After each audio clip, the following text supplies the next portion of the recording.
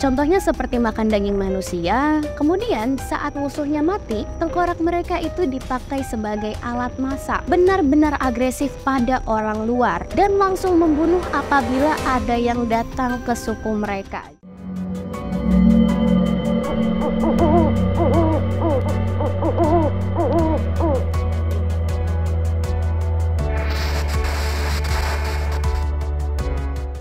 Oke teman-teman, jadi hari ini Hana mau ngomongin sebuah, bukan kasus ya, jadi kita akan mau balik ke arah lalu nih, alias kita mau ngomongin tentang suku kanibalisme. Dimana di sini Hana akan ngomongin 4 suku kanibalisme yang masih ada di era modern. Suku pertama itu akan ada sekte Hindu-Agori.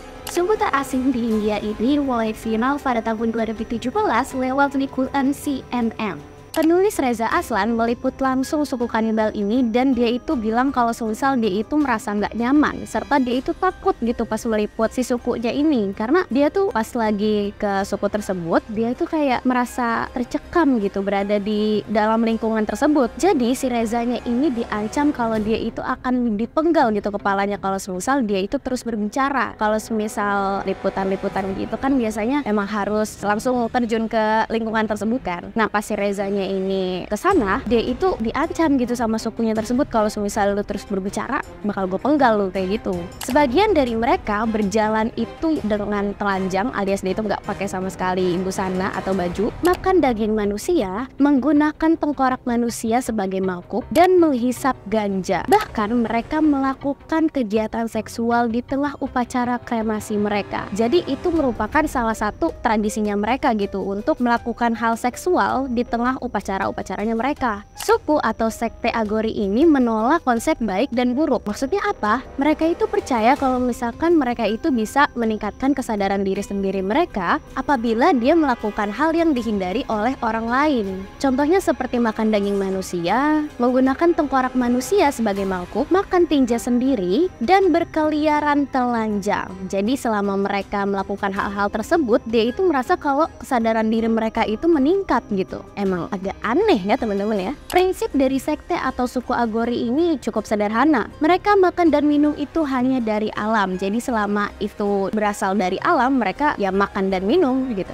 Makanya nggak ada bedanya nih antara daging manusia sama daging hewan menurut mereka. Biasanya mereka mengambil mayat itu dari hilir sungai Gangga. Dimana sungai Gangganya ini adalah sungai yang mengumpulkan mayat-mayat yang keluarganya itu tidak mampu mengkremasi mayat tersebut. Manusia gitu. Terus dia meninggal, tapi keluarganya itu nggak mampu untuk ngebiayain dia kremasi itu. Akhirnya ya mayatnya tersebut dibuang di sungai Gangga tadi. Tapi belakangan ini Agori ini sudah tidak begitu terasing gitu. Beberapa dari mereka ada yang memakai smartphone dan naik kendaraan serta berpakaian saat ke tempat umum. Kan tadinya Hana bilang kalau suku Agori ini kemana-mana gitu selalu telanjang kan. Nah kalau semisal mulai ke sini nih, mulai ke zaman-zaman ini, mereka itu udah mulai pakai baju, ada yang udah pakai HP, dan juga dia tuh udah bisa gitu naik kendaraan. Suku Agori ini nggak takut akan kematian ternyata teman-teman. Dan setiap ada penyakit atau semisal warga-warga dari suku ini ada yang berpenyakit gitu,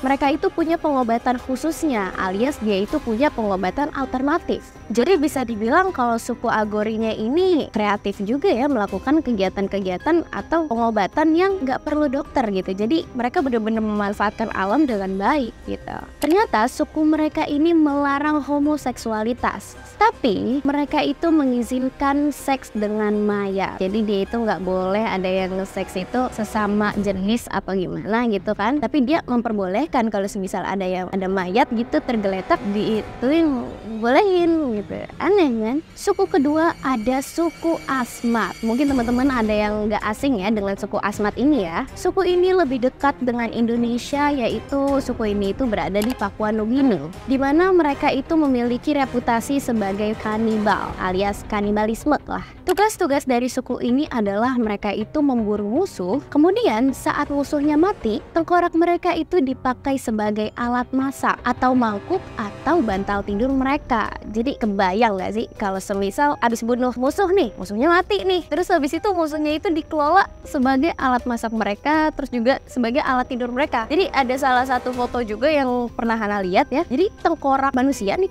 bagian kepala manusia yang benar-benar udah jadi tengkorak tuh dijadiin alas tidur gitu sama mereka. Apakah gak sakit itu kepala ketemu kepala tuh kalau mau tidur tuh? Wartawan Karl Hoffman menuliskan kalau suku Asmat akan mengambil otak musuhnya dan menyajikannya di daun. Otak itu kemudian dicampur dengan sagu, lalu dibungkus daun dan dimasak. Jadi kalau semisal kalian tahu nih teman-teman, suku Asmat itu suka makan sagu, tapi mereka juga suka makan otak manusia. Jadi dicampur deh tuh makanan favoritnya mereka tuh.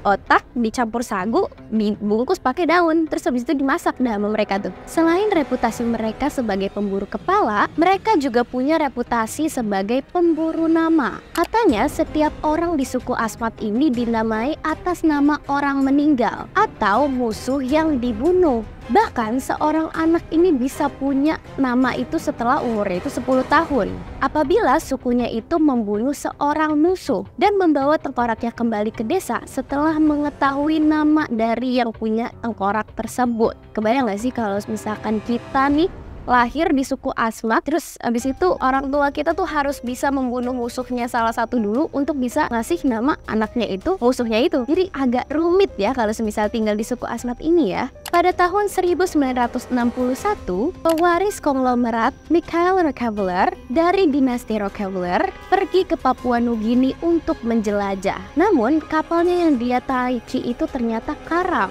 tapi dia itu selamat dan berhasil berenang sepanjang 10 mili ke daratan. Kedaratannya ini ke wilayahnya suku Asmat ini. Namun ia itu tidak pernah terlihat lagi sampai sekarang. Nah, kita ini nggak ada yang tahu nih apakah dia dibunuh oleh suku Asmatnya ini atau emang dia itu tenggelam aja gitu, nggak tahu kemana. Tapi kabarnya sih dia udah berhasil selamat dan ke daratan, tapi perginya ke wilayah suku Asmat itu. Cuman kita nggak ada yang tahu nih dia itu kenapa tuh, pokoknya hilang aja tiba-tiba. Nah, katanya selain dia itu dispekulasi dibunuh oleh buaya, ada yang bilang Mikhail dan krunya ini juga dibunuh gitu dan dimakan oleh suku Asmat. Namun sejarah suku Asmat sekarang sudah berubah. Bahkan suku ini sudah tidak lagi mengasingkan diri mereka. Masyarakat luar pun sudah bisa mengunjungi orang-orang suku Asmat. Gitu teman-teman. Yang ketiga, kita punya suku Korowai, di mana suku ini ada di dalam Indonesia kita ini.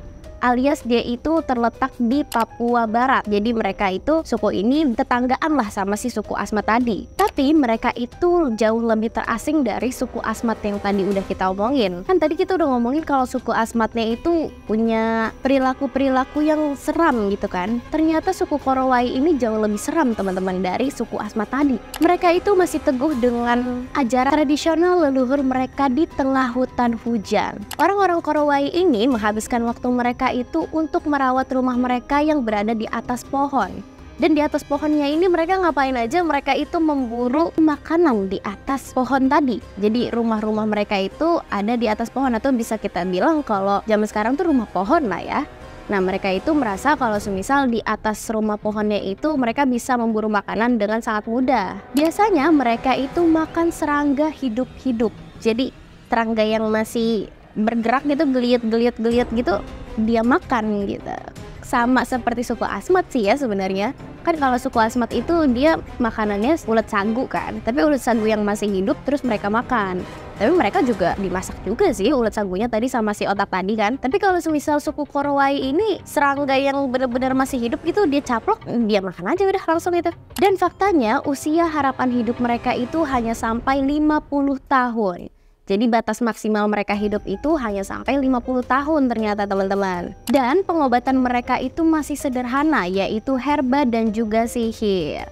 Menurut suku mereka itu, sihir itu masih termasuk sebagai pengobatan. Mungkin kalau yang Hana lihat-lihat ya, sihir itu sebagai pengobatan dari film Marsha ya. Itu dari sihir-sihir yang dicampur-campur gitu.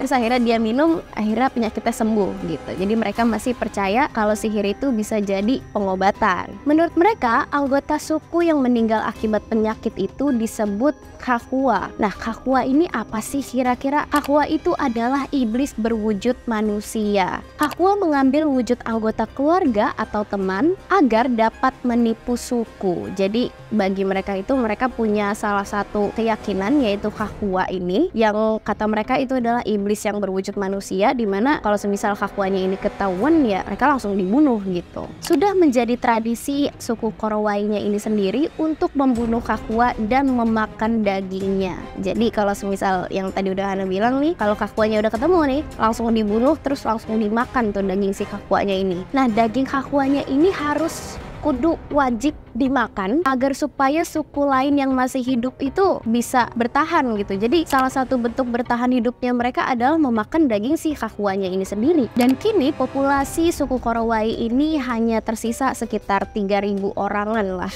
Yang terakhir atau yang keempat, kita punya suku Sentinel. Suku ini itu jauh lebih terasing lagi dari Korowai dan juga suku Asmat. Jadi dia ini kayak benar-benar masih yang suku purbakala banget lah. Suku yang hidup di sebuah pulau di timur India ini benar-benar agresif pada orang luar dan langsung membunuh apabila ada yang datang ke suku mereka. Jadi kalau misal ada orang nih dari luar, itu mereka nggak takut-takut untuk membunuh orang tersebut. Pemerintah India sempat berkata kalau semisal ada orang yang mau berkunjung ke pulau tempat suku Sentinel ini berada, itu dibuat ilegal. Jadi siapa aja yang mau berkunjung ke tempat si suku Sentinelnya ini tinggal, itu bakalan dibuat ilegal sama pemerintah India. Meskipun dia itu tidak takut untuk membunuh manusia, suku Sentinel ini tidak kanibal ternyata teman-teman. Jadi mengingat suku ini tidak bisa didekati, orang-orang tuh berspekulasi kalau semisal suku ini ya tidak kanibal gitu, karena dia itu tidak memakan orang-orang yang dibunuh oleh suku mereka. Tapi ya mereka nggak takut gitu untuk membunuh orang-orang yang nggak mereka kenal. Pada suatu saat faktanya itu ada 2 nelayan yang terdampar gitu di pulau Sentinelnya ini, dan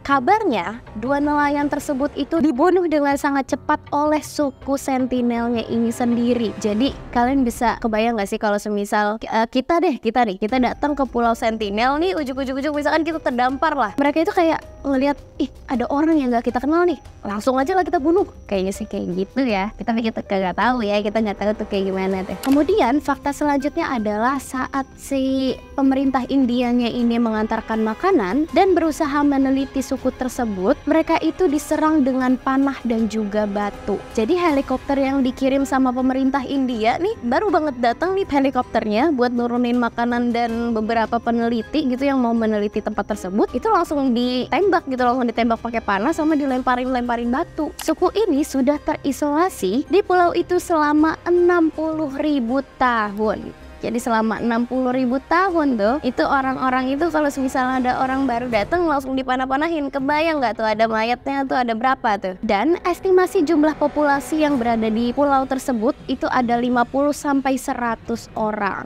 Jadi terlihat sangat sedikit ya, 50 dan 100 orang tersebut. Pemerintah India membuat kunjungan ke pulau tersebut bersifat ilegal karena selain berbahayanya, kontak dari manusia luar itu menaikkan risiko terbawanya penyakit ke orang-orang pulau yang mereka itu tidak punya kekebalan tubuh. Bahkan sekedar flu atau pilek aja tuh bisa mematikan gitu bagi mereka. Karena mereka itu nggak punya kayak pengobatan herbal itu tuh mereka nggak punya gitu. Jadi kekebalan tubuh mereka itu juga kurang. Makanya kalau misal ada kontak manusia dari luar gitu, itu bisa sangat mematikan gitu bagi mereka. Nah itu tadi 4 suku kanibal yang udah kita omongin nih, yang masih ada di era modern ini. Mungkin dari beberapa suku tersebut itu ada yang beberapa sudah tidak kanibal lagi, tapi ada juga beberapa yang masih dibilang mereka masih mengkonsumsi daging-daging dari manusia, dan juga mereka nggak bisa bedain yang mana daging manusia dan juga daging hewan yang mana begitu. Intinya bagi mereka ya kalau semisal daging ya udah santap aja lah begitu. Baik, segitu dulu kakak kasih penelusur hari ini. Bagaimana? Apakah kalian ada yang mau berkunjung ke suku-suku kanibal tersebut? Ataukah kalian mau mengirimkan teman kalian ke suku kanibal tersebut?